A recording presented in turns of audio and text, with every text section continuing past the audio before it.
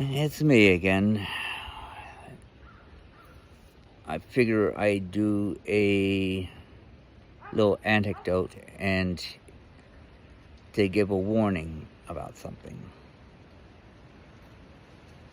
Oh, about a year ago, I had purchased property up here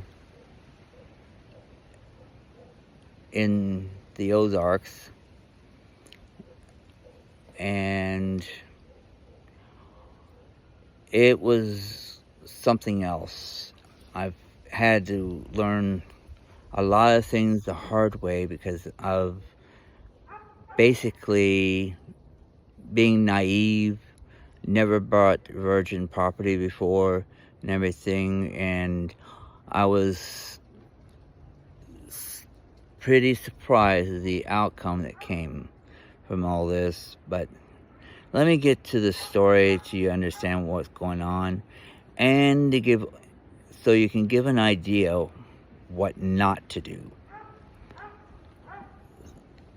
While visiting my sister, I was looking around, window shopping on the Facebook marketplace, and saw that there was a property for sale, about 0.4 acres, floating floating outside Branson, and it was for a pretty decent price. I mean, all I had to do was put down like, what was it? $2,000 down, and then pay like $300-400 a month. It was a kind of like a rent-to-own kind of option, and I had thought it was the best deal I can come across because, to be honest, not everybody out here has got the perfect credit, so we can fall in. Some of us could be falling into these little traps, but like I said, at the time I was not aware of what's to come. But after I had put my deposit down on the property, after I had taken time out, researched a little bit about the property, but I didn't dig deep enough. That's where I got myself in trouble.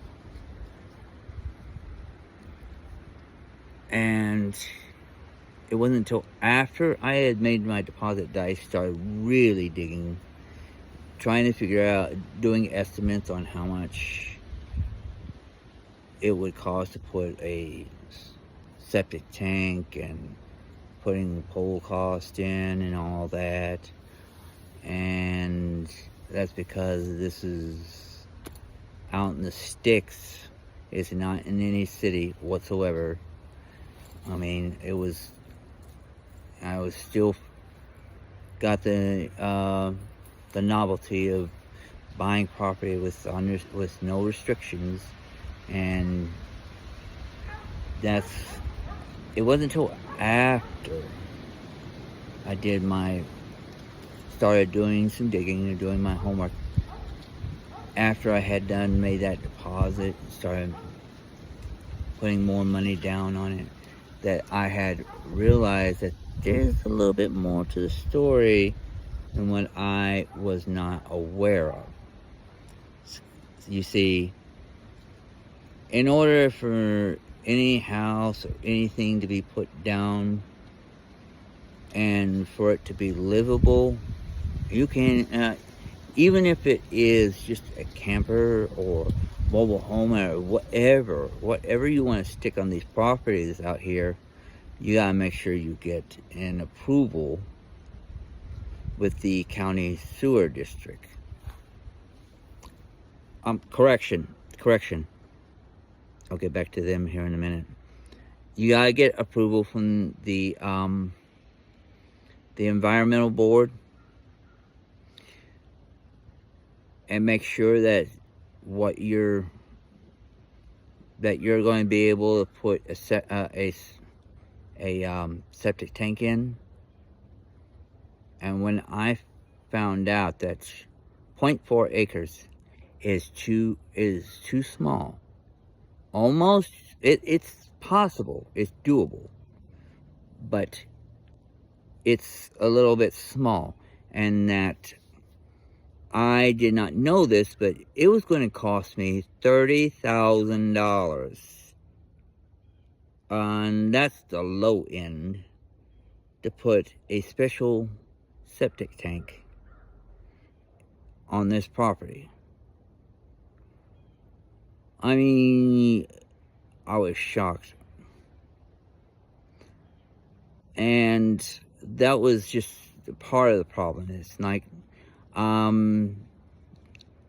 was represented that eventually that the sewer district, and that's what the people I was talking about, was going to lay sewer lines down down these properties down here. That's what the developer or the representative that I talked to was saying that was going to happen, that there was going to be sewer lines put down eventually. So I talked to the sewer district. They said, not quite. That it's going to be quite a while. And after I did some more talking to the guy who was in charge of the environmental office and this sewer district, it come to find out there was a problem going on around this county where people are buying large parcels of land, dividing them up into smaller sections. Some of them are way too small to be even approved of getting a septic tank in. So they're virtually useless because the county will not issue a certificate of occupancy on any of these properties, not a single one, until they can prove that they have some kind of wastewater treatment option available, or they can get a letter from either the board saying that the sewer lines are going in, or from the environmental office saying that the temporary septic tank is going in, or something. But if either of them are saying no, then you got a piece of property that's useless, because they are not going to issue that permit or anything. You can't even get any kind of a permit just to put anything in, except for maybe a shed. All you're going to get out here. I was not aware of all this, and all the that the developers are doing crap like this. They're coming in the Ozarks, and they think they're going to strike it rich by buying land from possibly farmers that are retiring, and make quick buck by selling off small slivers of property. And without even, some of them not even doing their research and seeing if they or even could subdivide, and that the sewer district is going to lay down sewer lines right on that property, because not all are. The property that was right behind me, the street that's right here, all up and down this street, was once promised and was slated at one time to have sewer lines laid down, but it was deemed that it was not cost effective because there's not enough people on that street back here to make it worthwhile for the county sewer district to put any sewer lines back there. So it was canceled. Now you got a whole street of everything less than an acre. There's even lots that are even a quarter of an acre down here. And they're being told that they cannot put anything, no buildings that they can live on on any of these lots, because there's no wastewater option available for them. The lots are too small. The county sewer district has decided not to put the sewer lines down, or never was, and it's leaving everyone with holding the bag. Now, for me, I may be lucky, maybe. When I talked to the county sewer district, they said that because there are a lot of houses up near my street and pastward, they are considering going ahead and putting sewer lines down by the end of this year. Pray to God that they stay with that plan, because I'll be one of those that'll be holding a bag for almost a half acre that I can't even do anything with. Because I did not research this first. Again, like I said, I was naive enough and never bought virgin land to know better. Now I know to do your thorough digging and make sure, because this is the point of the whole video. If you don't do your research thoroughly before you even dare plop any money down, you may be stuck in a situation like some of us out here that have property they can't build on, except for maybe a shed. They can't build a house unless they want to spend for a very expensive type of septic tank. Like my property is big enough to put a septic tank on, but it's going to be the more expensive type instead of a conventional system. I can't have the conventional system. I can't have that because, one, I'm sitting on a slope, and two, it's not only that, the property is too small for a conventional system. So it has to be one, I forgot what they call it. It's where they build a giant mound and then put the leader lines into that. I forgot what it's called, but it's something similar to that, and the sand that it requires is expensive.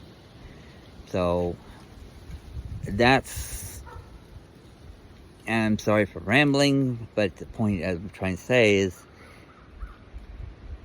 it's cost prohibitive.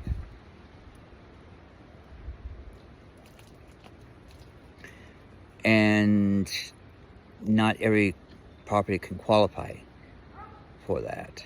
Yeah, I mean, mine could do that, but I'm more praying for that the sewer district puts that sewer line up there on that street up there. But like I said,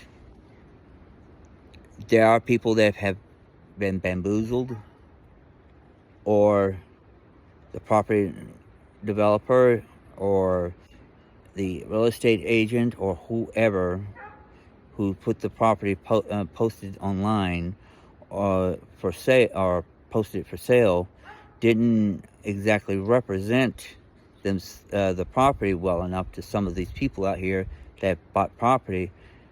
Um, they either did it maliciously, or for or they did not know the area well enough, or they didn't do their research.